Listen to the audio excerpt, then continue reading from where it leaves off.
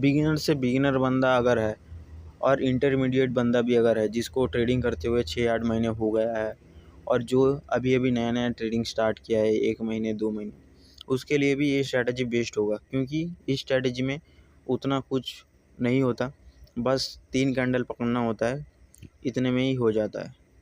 और इस स्ट्रैटेजी का मैं विन रेट बता दूँ, 60% विन रेट है। ये कोई तुम्हारा 95% 99% एक्यूरेसी वाला कोई अदर्स यूट्यूबर की तरह स्ट्रैटेजी नहीं है और होगा भी नहीं, क्योंकि 99% एक्यूरेसी वाला 90% एक्यूरेसी वाला ट्रेडिंग स्ट्रैटेजी होता भी नहीं। अगर होता, तुम खुद सोचो, वो तुम्हें यूट्यूब पर आकर फ्री में क्यों बताने जाता। और कोई स्ट्रैटेजी 99% एक्यूरेसी वाला स्ट्रैटेजी होता ही नहीं है, तुम्हें तुम्हारा जो है उल्लू बनाया जाता है, बस इतना ही और कुछ नहीं, और तुम बन भी जाते हो। तो मैं इस स्ट्रैटेजी को जो खुद के अकाउंट पर मैंने टेस्ट किया है लास्ट 2 महीने से, उसके अंदर मैं तुम्हें पूरा रिज़ल्ट बता दूँ, मैं पूरा तुम्हें प्रूफ के साथ भी दिखा दूँगा। अगर तुम मेरा वीडियो देखते हो तो उस पर तुम्हें बताने की ज़रूरत नहीं। उसमें से मेरा जो 24 ट्रेड है वो मेरा लॉस पर गया है और मेरा 14 ट्रेड प्रॉफिट पे गया है 1:3 के हिसाब से। तो देखा जाए तो ये 50% से थोड़ा ज़्यादा होता है, तो ठीक है। अगर कोई स्ट्रैटेजी तुम्हें एक्यूरेसी 60% है बैक टेस्टिंग करते हुए, तो अगर लाइव अकाउंट में तुम उससे 50 से ज़्यादा कर रहे हो तो बहुत ही बढ़िया है। और ये 50 से ज़्यादा तुम इसको और भी ज़्यादा लेके जा सकते हो, 50 से ज़्यादा 60 तक लेके गए तो बहुत ही बढ़िया बात है। अगर 65-70 तक लेके जा रहे हो तो बहुत ही बढ़िया है। लेकिन अगर तुम 50 भी कर ले रहे हो 1:3 के हिसाब से, तो तुम बहुत ही बढ़िया कर रहे हो। तो बता दूँ स्ट्रैटेजी में करना क्या होता है। स्ट्रैटेजी में तुम्हें सिर्फ 3 कैंडल देखना होता है। 3 कैंडल क्या क्या, मान के चलो इतना बड़ा जो अभी गोल्ड पर इतना ज़्यादा जो फॉल किया है मार्केट। और दूसरी ज़रूरी बात मैं बता दूँ, इस स्ट्रैटेजी को यूज़ किस में करना है। इसको तुम सिर्फ गोल्ड पर ही कर सकते हो, समझ रहे हो ना, सिर्फ गोल्ड पर ही कर सकते हो।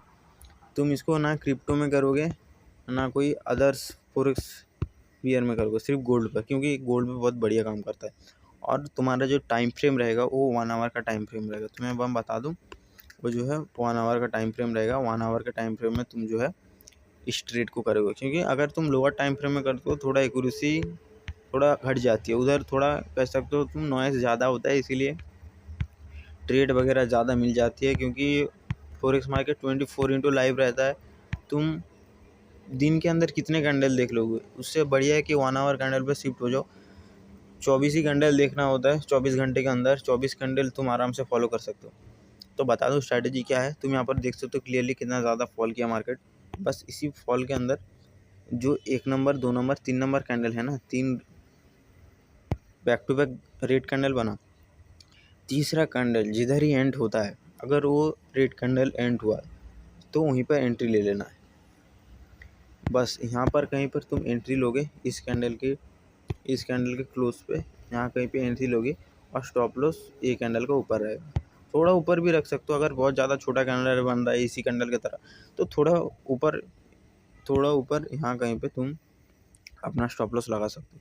बस इतना सा सिंपल काम करना है।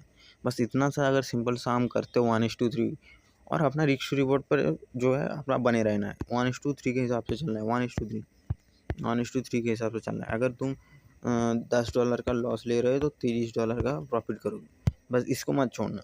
अगर इतना भी कर दिए तो 110% तुम प्रॉफिटेबल बनोगी ही बनोगी। तो इतना ही करना है सेल साइड में, और बाई साइड में ठीक इसको उल्टा करना है।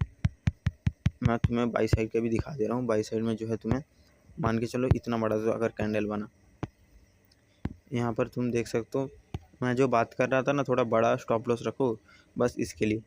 यहाँ पे देखो तुम 3 candle back to back green बना, उसके बाद जो कैंडल बना है ये स्टॉप लॉस लेके गया है। यहाँ पर तुम अगर तुम्हारा किस्मत काम कर सकता और तुम्हारा एक्सपीरियंस, क्योंकि यहाँ पर तुम देख सकते हो लिटरली तुम्हारा स्टॉप लॉस भी गया। एक कैंडल के नीचे अगर तुम रखते हो अपना स्टॉप लॉस, तो वो भी स्टॉप लॉस ले लिया, उसके बाद मार्केट ऊपर गया।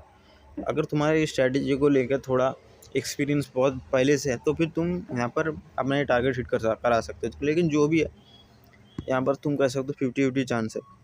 इसीलिए मैं बोल रहा था, अगर थोड़ा छोटा कैंडल है तो बड़ा स्टॉप लॉस रखा करो, और बड़ा कैंडल है तो वहाँ पर तो एक कैंडल के नीचे ही स्टॉप लॉस रहेगा।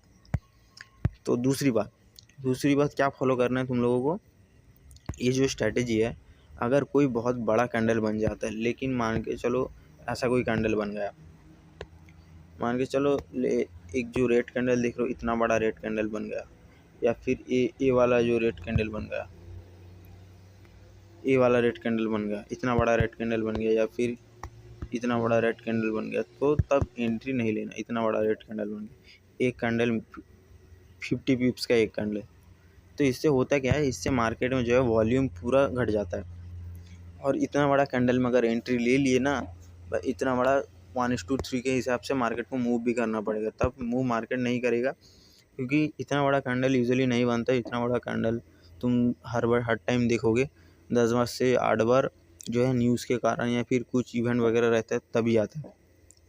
तो इतना बड़ा कैंडल पे तुम अगर एंट्री करते हो, तुम्हारा जो स्टॉप लॉस और टारगेट रहेगा, टारगेट कितना रहेगा पता है, टारगेट कम से कम इससे भी ज़्यादा तुम्हें यहाँ इधर कहीं पर जाकर जो अपना टारगेट देखने को मिलेगा। इसीलिए इससे अच्छा है इस सब ट्रेड को, इतना बड़ा अगर कैंडल बन जाता है तो अपना जो ट्रेड है उसको अवॉइड कर दो, और थोड़ा वेट करो नेक्स्ट कैंडल के लिए या फिर नेक्स्ट सेटअप के लिए। बस इतना ही करना है। इस ट्रेड को मैंने अपने पूरा 1 साल तक बैक टेस्टिंग किया है। 60% से ज़्यादा 65% एक्यूरेसी आया है। लेकिन तुम मान के चलो, तुम जब लाइव मार्केट में ट्रेड करोगे तब गलतियाँ होगी तुमसे, और जो है तुमसे ट्रेड भी मिस होगा। तो उस हिसाब से तुम्हें लेकर चलना है 50%। लेकिन ट्रेडिंग का जो रूल होता है और ये जो सेटअप है, इसका एक्यूरेसी है 60%, और तुम इसको 60% तक लेके जाने की कोई ज़रूरत नहीं है। तुम अगर 50 भी करते हो तो बहुत बढ़िया है। लेकिन अगर तुम इसको यूज़ कर रहे हो तो इसको फिर 60 भी लेके जा सकते हो। बस इसको थोड़ा प्राइस एक्शन के साथ यूज़ अगर करते हो, सपोर्ट रेजिस्टेंस अगर तुम जानते हो यूज़ करना, तो और भी ज़्यादा बढ़िया होता है। लेकिन किसी को अगर आज ट्रेडिंग आई है, या फिर 1 सप्ताह पहले या फिर 15 दिन पहले ट्रेडिंग उसने सीखा है, तो तुम्हारे लिए बेस्ट है। और कोई 1 साल तक भी ट्रेडिंग कर रहा है ना भाई, तुम बस इतना करो, मान के चलो इधर कैंडल बना, 3 कैंडल बना, इधर 3 कैंडल बना, इधर कहीं पे बस एंट्री ले लो। जहाँ पर 3 रेड कैंडल दिखे और 3 ग्रीन कैंडल दिखे, वहाँ पर एंट्री ले लो। और कैंडल ऐसा नहीं कि एकदम से डोजी कैंडल बनने लगे।